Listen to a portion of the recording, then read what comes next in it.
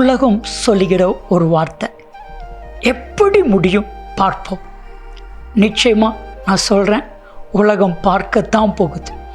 வேதாகமத்தில் யோசேப்பு சொப்பனங்களை கண்டு அந்த சொப்பனத்தை அண்ணமாரிடத்திலே சொல்லுகிறான். ஆதியாகமம் 37:5-8. அவன் மேல் கோபம் பொறாமை வருகிறது. அவன் ஒரு நாள் அண்ணமாரை பார்க்க வரும் பொழுது ஆதியாகமத்தின் புத்தகம் 37வது அதிகாரம் 19-20 இந்த வசனங்களில் ஒருவரை ஒருவர் பார்த்து, சொப்பனக்காரன் வருகிறான், அவனை கொன்று இங்கிருக்கிற குழிகளில் ஒன்றிலே தூக்கி போடுவோம், அவனை துஷ்ட மிருகம் கொன்றது என்று சொல்லுவோம், அவன் சொப்பனம் எப்படி முடியும் பார்ப்போம்.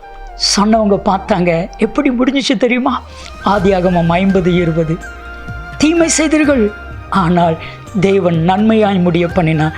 நன்மையாய் முடியும், இதை உலகம் பார்க்கும்.